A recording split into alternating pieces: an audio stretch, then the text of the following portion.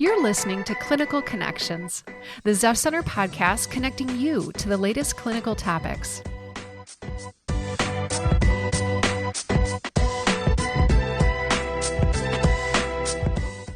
Welcome back. Today, we're talking about something that affects more children and families than many people realize: childhood trauma. When a child is struggling, it's easy to focus on the behaviors we see. But what if that behavior is actually a response to something the child has experienced? At Zepf Center, we believe it's important to look beyond the behavior and provide trauma-informed and trauma-responsive care at every stage of life. Joining me today are two incredible members of our Youth Services team, Dr. Leslie Lefevre, Clinical Director of Youth Services, and Katie Beach, a nurse practitioner who is a medical prescriber in our youth program. Together, they'll help us better understand how trauma affects children's emotions, behaviors, relationships, and brain development. We'll also discuss what parents, caregivers, teachers, and other trusted adults can do to support children who may be struggling, and most importantly, what resources are available for families and youth in our community. Whether you're raising a child, working with young people, or simply want to better understand today's youth, we hope this conversation leaves you feeling informed, encouraged, and hopeful. Let's get into it. Thank you both for joining us today. Let's get started. Would each of you please introduce yourselves and share a little bit about your role here at Zepf Center? My name is Leslie Lefevre. I'm the Clinical Director of Youth Services at Zepf Center. I have been here for 10 years, and currently in my role, I oversee our outpatient therapy, case management, and day treatment programming at our Woodruff location. My name is Katie Beach. I'm a nurse practitioner here with the Youth Medical. I have been here for 12 years, and I was a nurse before that. So starting in 2009 when we opened the children's unit. We've also got to start our first youth psychiatric urgent care, and I get to do work with YTC, which is a community correctional facility. Great. So you both spend your days working directly with young people. What are you guys seeing right now? How are today's children's and teens really doing? I feel like we have seen an increase in trauma and anxiety disorders as well as depressive disorders. I feel like I noticed a shift during COVID and the years after COVID as kids have tried to shift back to in-person learning, as well as the increase in social media has really driven up a lot of our anxiety and depression disorders that I have noticed with the kids. And then, as you can see from watching the news, things in our area as well as overall in the country have not been in the greatest state. And so I feel like we've noticed an increase in trauma disorders recently as well.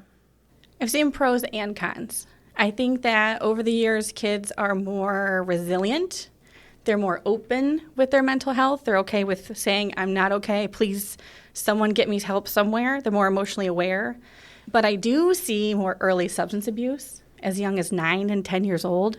Kids are smoking weed. They're using vapes and nicotine. I see them isolated. No one has friends. No one's in groups or sports or clubs or activities. And I think a lot of big pressures on families as a whole seem to have really escalated, maybe even since before COVID. It feels like we're hearing more than ever about anxiety, depression, trauma, and behavioral challenges in kids. From your perspective, what's contributing to that? I feel like a lot of factors are contributing to that. I know in the therapy department, we often talk about the pros and cons of social media and information being readily accessible to kids, because it can be positive. Like Katie was mentioning how our clients are coming in more well-informed and wanting help. And so I feel like social media has done in normalizing mental health and asking for help. But on the flip side, there is some harm as far as the information they're accessing if they don't know how to filter out inaccurate information. Because we have a lot of kids that will come in and say, you know, I have this disorder. I saw this TikTok. I think social media for sure. You don't know what voice your kid is listening to or where they're coming from and what your own kid is dealing with. Because I really do think the isolation, even from parents, is up. I know we all trust our kids, want to trust our kids, but their brains aren't able to identify that this is a slippery slope. Like, we have to be checking their algorithms to see what kind of information they're taking in, because that's almost kind of who kids become. Kind of like it used to be, oh, who's your friends? What's your friend group doing? A lot of kids right now have a hard time making friends. They have a hard time connecting with other people. They feel like there's something wrong with them because of the false image on social media. Well, and the tricky part, too, is some of the parents that we encounter, they may think that it's good information that they're accessing on social media. Like, oh, we saw this video about ADHD and all of these things, and they'll show us these videos, and we'll realize it's not accurate. It's not always accurate. And so if the parents also don't know, I feel like it's hard when we're in it and we're in the field to know, it seems like common knowledge to us because we do it every day. We see it every day. But it's not common knowledge to other people. And so if the parents also are not sure what to be looking for and just assume, oh, it's a mental health thing, what could be wrong with this video they're watching, they're not knowledgeable enough to know if it's inaccurate information. That can get tricky as well. The other piece, I think that we're hearing more about kids being diagnosed with that, but I think we just missed so much before. Yeah. Like, if I think back to my fourth grade classroom with my 41-year-old eyeballs right now, I can tell you who had untreated ADHD, anxiety, depression, who was maybe in an unsafe spot at home, but we didn't have that. Right. At Zepf, we use the sanctuary model, which encourages us to ask, what happened to you, instead of what's wrong with you. How has this approach changed the way that you connect and support with young people? I feel like the biggest way it has shifted the way I have approached mental health treatment with kids is really diving into the trauma symptoms more, as well as asking more specific questions about what has this child experienced, what could be leading to these symptoms. And I don't just, slap a behavior diagnosis on them because they're destroying their classroom. I dive in to think about, like, where are these symptoms actually coming from? And did something happen? What have they witnessed? What have they been exposed to at home or in other environments? And I feel like I've done a better job as a clinician as well as a supervisor to really encourage those questions. Yeah, it's the questions. Instead of, how are you sleeping? It's, tell me about your bedtime routine. And then, because then it's, I don't have a bedtime routine. But then that's a really easy way to kind of also educate, but then also see where they're coming from. Some kids, they want to go to sleep at night, but they don't feel safe at night. Or we find out that they have nightmares their mom never knew. They just see the kid up in the middle of the night. And so it's kind of more about the questions, I think. Leslie, when a child starts acting out at home or school, what do you hope that parents or teachers consider before jumping to conclusions? I feel like the biggest thing that they need to do is step back and observe the behaviors, for one, but really take the time to monitor the patterns of the behavior, like when those patterns are happening. I do often provide families with tracking sheets. Sometimes we get them back, sometimes we don't, but at least we put it out there and the parent can at least report on, I did notice it happens like at bedtime or it happens at meal times. Because I feel like once you get a feel for the pattern of the behavior, then we can nail down the source of the problem and really get to the root of what's going on, where's this behavior coming from, and then what is it trying to tell us? Because especially with our younger ones, like my youngest client right now is 2, and he is mostly nonverbal, and so a lot of it is up to the parent to tell us, like, what are they being exposed to, what are they experiencing, what does their day-to-day look like. Katie, you've worked with youth involved in the juvenile justice system. What did that experience teach you about the connection between trauma and behavior? Easy, they are kids. You see them on the news. You watch their own videos in real time on Facebook sometimes. I can see those are kids, and they're scared, and they don't look it, right? It looks aggressive, and it looks defiant, but these are kids who are living in a high adrenaline state. They have almost every single child that I have seen has been diagnosed with PTSD while they're in that correctional facility. When you see them in person, right, they may be bigger than me. They could be 6'2", built, 17 years old, tatted. It doesn't matter. But when they open up and talk to you, they are a child. And trauma does not excuse harmful behavior, Everyone's responsible for the choices that they make, but understanding why trauma contributes to the poor choices is how we can reduce and prevent poor behavior. You shared that nearly every young person you worked with met criteria for PTSD. Why do you think trauma is so common among youth in the justice system? Healthy, happy people with support systems are less likely to harm others.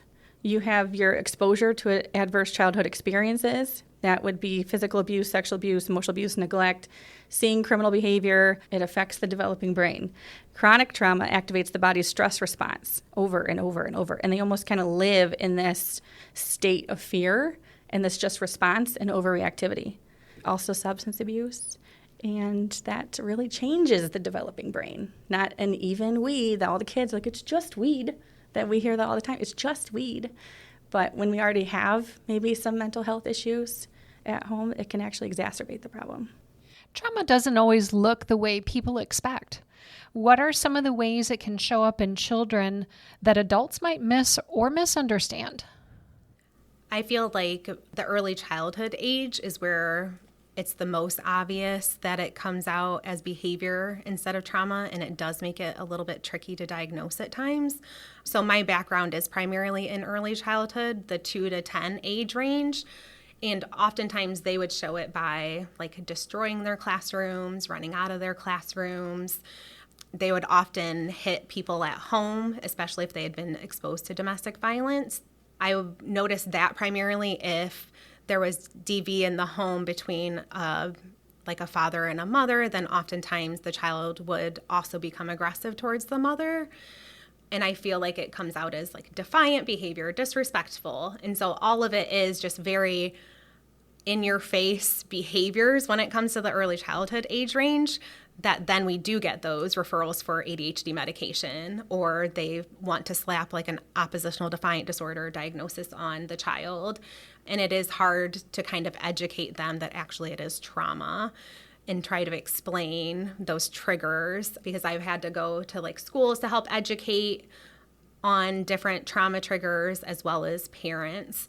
And I will say, like, it can get a little bit tricky because sometimes parents aren't ready to face their own trauma and they're not ready to admit what may have happened in the home. And so it can get a little bit tricky to walk the line between wanting to talk to them about the behaviors and what they're telling us, but still wanting them to come back and not be to the point where they don't want to come back to our services. Just one more thing on that. That's for your little kiddos. You see that defiance and aggression. No, I don't want to do that. No, I don't want to go take a shower. For the older kids, it's like that hypervigilance and mistrust and that fight or flight reactions. I think that had something to do even with what we saw at the Old West End. When you look at the definition of a mass shooting, it is not two people fighting with each other. And I have an unpopular opinion of those were two individuals, however they're affiliated, and they were going after each other, right? And so to me, as a mental health professional working with kids that age, or adults, I believe that they're adult age, that is an impulse. They went in there with that thought, I'm going to get this person, and other people were harmed in the middle of it. Sure. And I think that's a great lead-in to brain development when you talked about impulsivity.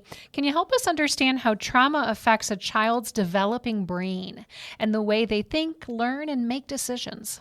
Well, the brain is still forming until 25, still making neural connections responsible for learning, emotional regulation, decision-making, relationships.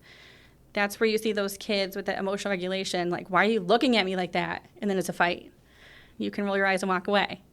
As a result, kids who have experienced trauma have a difficult problem remembering information. They can't concentrate. They can't control their impulses, regulate emotions, or evaluate the consequences in real time. They might be able to be led down that path later, but that's often too late. Well, and I feel like with sleep being so impacted as well by trauma, because I feel like that's one of the most common times where I refer someone with PTSD to medication management, is if they're struggling so bad with sleep that it is impacting their brain functioning or impacting their functioning during the day.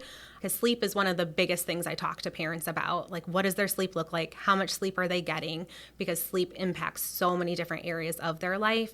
And that is oftentimes when we send for a medication consult if they're not able to manage their sleep. Because obviously it's really hard to develop a healthy brain on very little sleep. Yeah, sleep is just as important as food. You can't mess it up.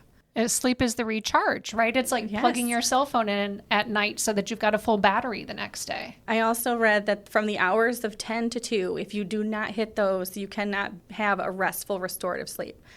And what kids are getting to bed before 10 o'clock so they can hit those hours? Not very many. Kids are often labeled as difficult, defiant, or troublemakers. What happens when we focus on the label instead of what's happening beneath the surface?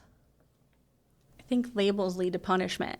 When you say things like, oh, they're a thief and they're a liar, and then punishment doesn't feel like support. And then when you do that, I think you break their trust in you to help them address those problems.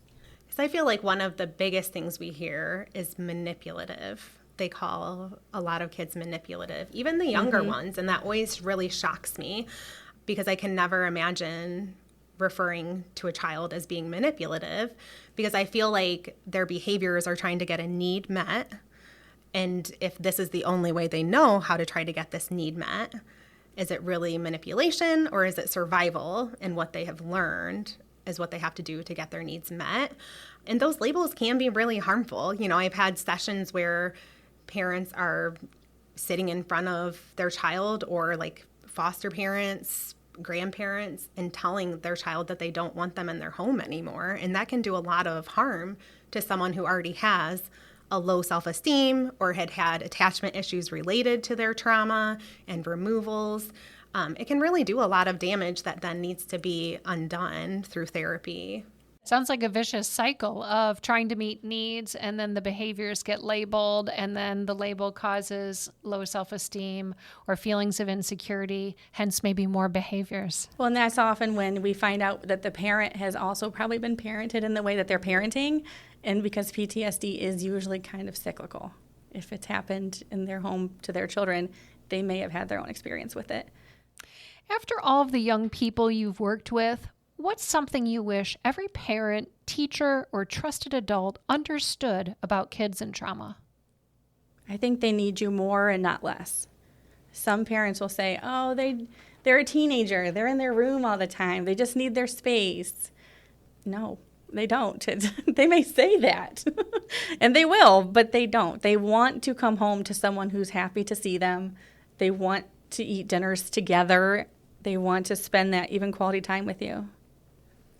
I feel like I would say I would want parents to understand that trauma can look different. It doesn't look the same for every single child or even every single adult. It will look different for everyone. And so just being aware of that, as well as just being a safe person their child can come to. Because like Katie said, if they are saying, my child doesn't even want to talk to me, but even just leaving that door open and telling them, you know, if you do need something, I'm here. Or even with my own daughter, because she's a preteen, so mom's not always cool, especially since I'm a therapist. I try to talk about feelings, and that's just gross. And so we've created a communication journal where if there is something that she would like to talk to me about, but she does not want to talk to my face because that's uncomfortable, then she writes it down in the journal and leaves it somewhere where I will read it not in front of her face, and then I can respond in the journal and then leave it for her. And so it's just something that has really opened the communication, and I've been pleasantly surprised the stuff that she has disclosed to me that she would probably not be open to talking to my face about. And so I feel like that's one of the biggest things as being a parent is just keeping that line of communication open and just being a safe person. We know trauma can have lasting effects, but healing is possible. What helps children recover and build resilience? I feel like the thing I talk about the most is the protective factors, like taking a proactive approach to trauma symptoms by setting certain proactive things in place. So protective factors would be like having a strong support system, having a community of support, whether it's your school, your church, your neighborhood, And just helping them identify natural supports so that, when we aren't around, then they can have a support system to rely on, and then having healthy coping skills to rely on. Because I feel like that's the biggest thing, is if we put these protective factors in place, then it can kind of cut back on some of those cycles that we were talking about earlier. I think like specifics that we talk a lot about in my office is we need a good routine, structure, and expectations. So like I want kids to have chores and I want them to complete them, because all of that builds that self-esteem and resilience, and they have to do stuff they don't want to do. And then that's where they build their good self-esteem. Practicing for becoming an adult. People often say that one caring adult can change a child's life. Have you seen that happen, and why is that relationship so powerful? Yeah, it happens every day. I think also something really important is it doesn't have to be the biological parent. Right. It can be a teacher. It can be a therapist extraordinaire like Leslie.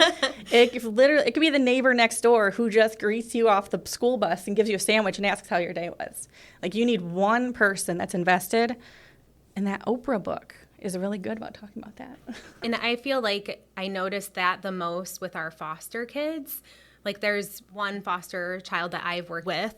Now she's not on my caseload anymore now that I'm a director. But I was the most consistent person in her life for like 9 years straight, because she was disrupted placements with foster placements, disrupted adoptions. And so I was her most stable person during that time. And so knowing that she had that 1 hour each week, that she had someone who was believing in her, someone who was encouraging her, and then now she still will stop by and say hi if I'm in the office when she's here for sessions. And so I have seen that happen, and I do feel like with our foster placements, it's especially important when we have those teenagers that go through a lot of disrupted placements and they struggle to maintain a placement. Just finding, I will often ask my kids, just one person in the school. Is there one person who you trust? Because they spend so much time in school. A lot of times they're at school more than they're at home during the school year. And so I do feel like if we can just find that one person, then it can encourage them to have a positive day and know that they're having that check-in. Many children don't come right out and say that they're struggling, but what are some signs adults should watch for? Mood changes, isolation, change in sleep and appetite, risk-taking behaviors. Some things will say like, this isn't like her. I just want my little Leslie back, and things like that. Unable to complete daily tasks. They don't care. We're seeing, I think, more kids than ever, just like, I can't get them up for school. They won't get up. They're not going. New friends or losing old friends. I feel like the only thing I would add would be like school behavior, an increase in referrals from the school, or increased isolating from social situations. Like, we have kids that will stop their sports or stop their clubs. We also have kids that their grades decline rapidly when they're starting to struggle. And so I do feel like really just paying attention to any significant change that does not bounce back within a few days or a few weeks, and just paying attention to those patterns. If a parent notices changes in their children's behavior or mood or emotions, like you guys have mentioned, what's the best first step? I do feel like the important thing is acknowledging that you need help, admitting that you need help, and taking that first step to come in.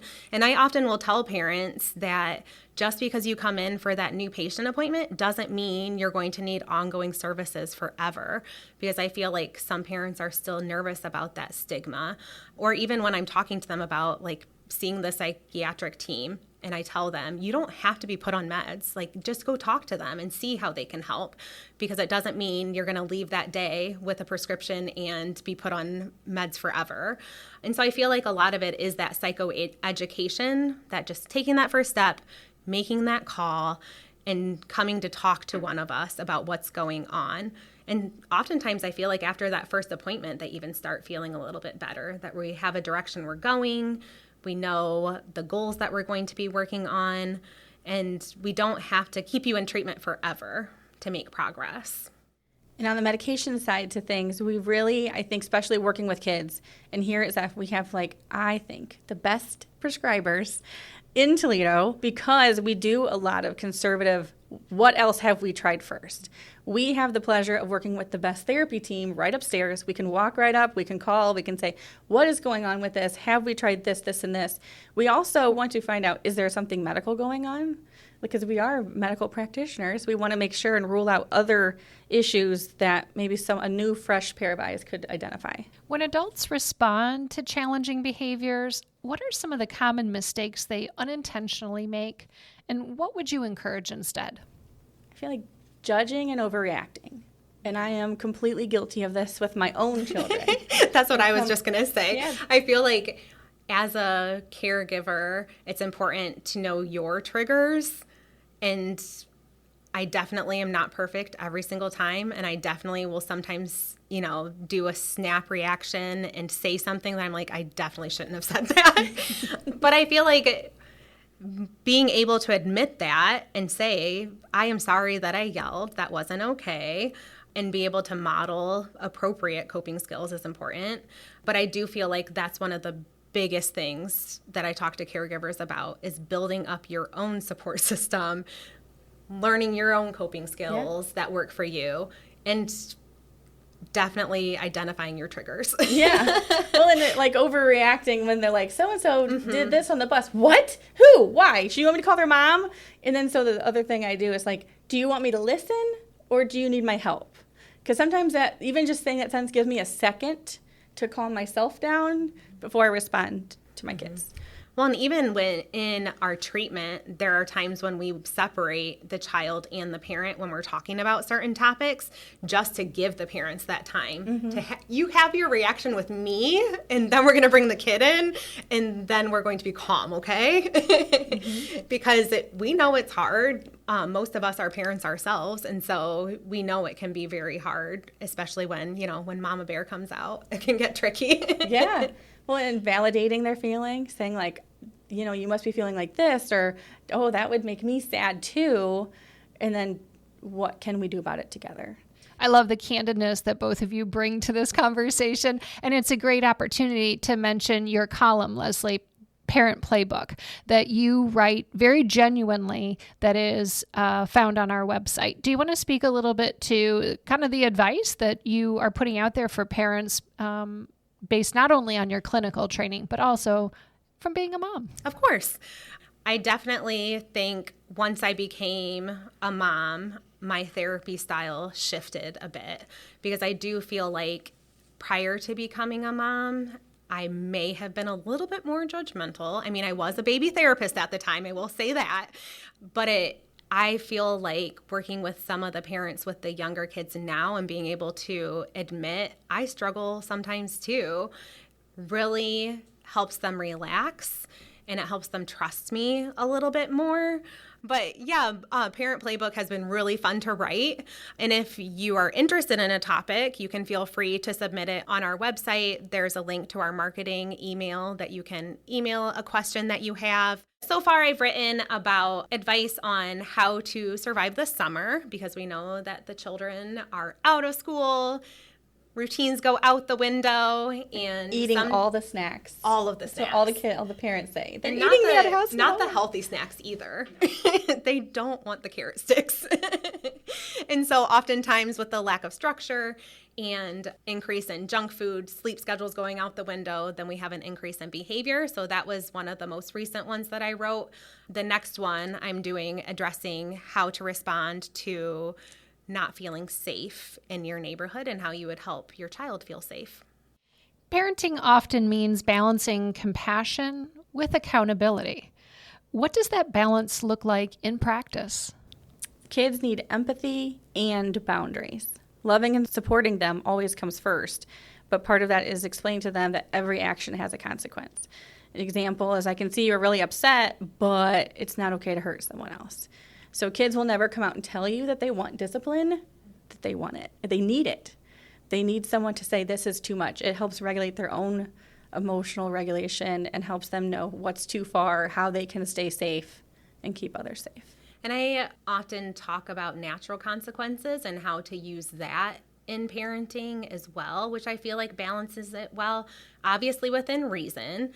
But an example would be, like in the winter, and my toddler was throwing a fit because she did not want to wear socks. And I explained, it's going to be cold. Are you sure you don't want to wear socks? I'm not wearing socks. So we go out, their feet are cold. What lesson have they learned?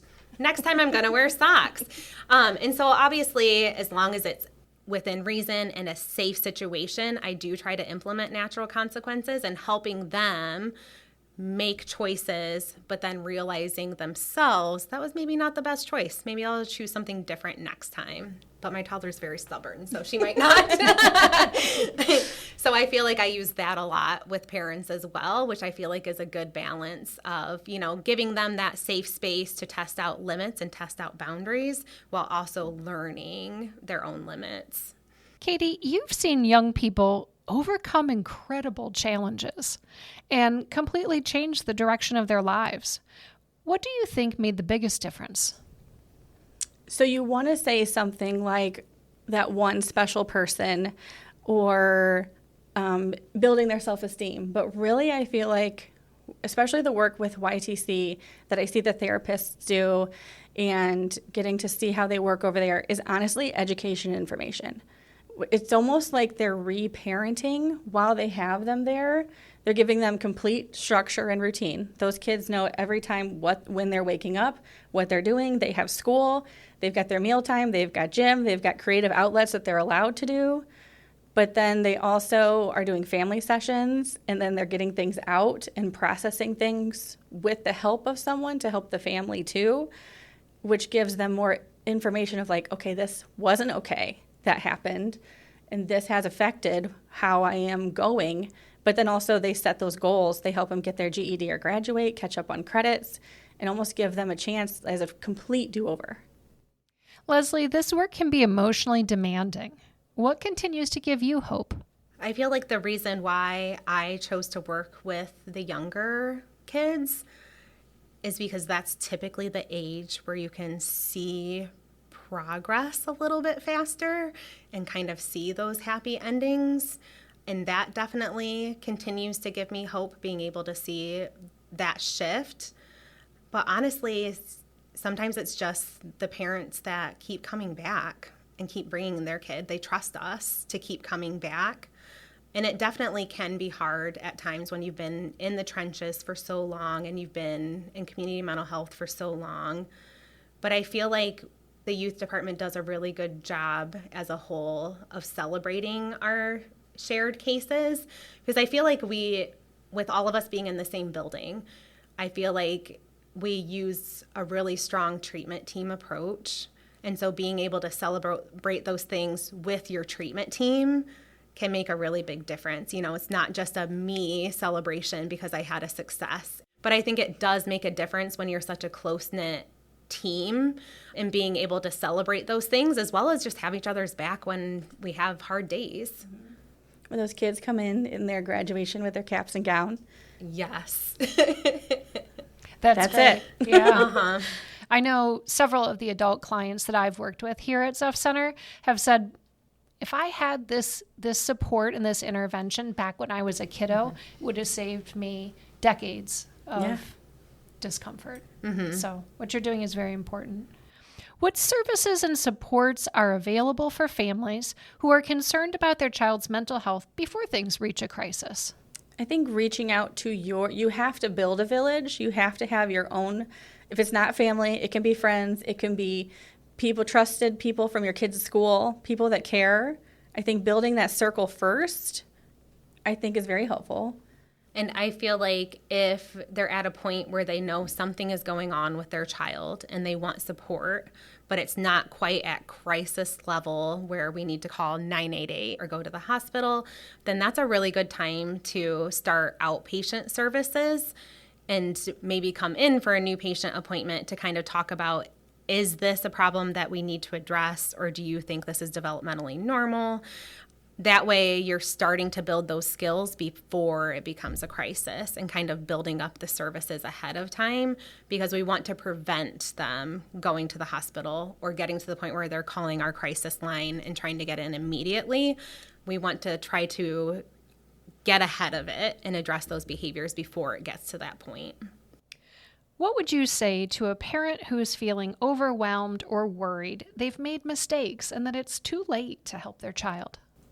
Professionally, I'd say you're not alone. Personally, I'd say join the club. I have not ever felt 100% confident in the job I'm doing, and I do this for my job. I have been trained how to successfully and happily engage every child, and that's, you care. So that's good. We'll take it.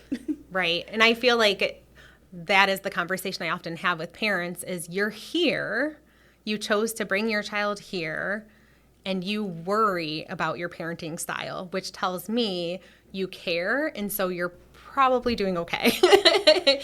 Because I feel like the biggest barrier to treatment is when there is the lack of insight or the lack of them really caring about their parenting style. Once we get them to the point where, okay, this happened, I'm ready to admit it, and now we need help, then congratulations. This is parenting.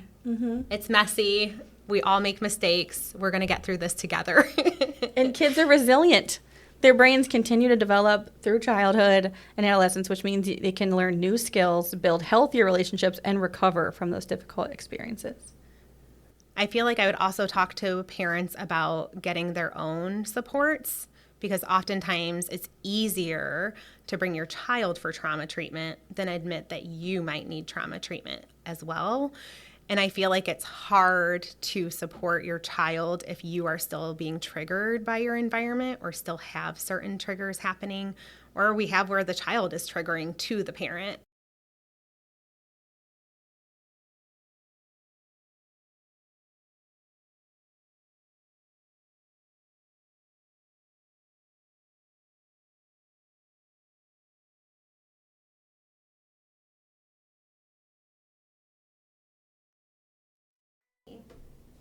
Yeah, you don't have to do it alone. We'll help. Well, Leslie and Katie, I want to thank you both so much today for all of your insight in joining this very critical conversation. Thank you. Thank you so much. Thank you, Leslie and Katie, for sharing your knowledge, compassion, and experiences with us today. Your insights are a powerful reminder that when we lead with curiosity instead of judgment, we create opportunities for healing. For our listeners, remember that support, healing, and hope are available for youth and young adults at any age. Safe, supportive relationships and early intervention can make a lifelong difference, and our trauma-informed team is here to help at every step of the way. Zepf Center offers a wide range of mental health services for children, adolescents, and families, along with crisis support when it's needed. Whether you're a parent, a grandparent, a teacher, a coach, or other trusted adult, you have the ability to positively impact a young person's life. If you've enjoyed this episode, be sure to download and share it. For the latest clinical connections, subscribe on Spotify, Apple Podcasts, or wherever your favorite podcasts are found. For more information about Zepf Center's youth services and the resources mentioned in this episode, check out our show notes. For more information on Zepf Center, visit us at zepfcenter.org or find us on Facebook, Instagram, and LinkedIn. Until next time, this is Dr. Jennifer Jansen signing off.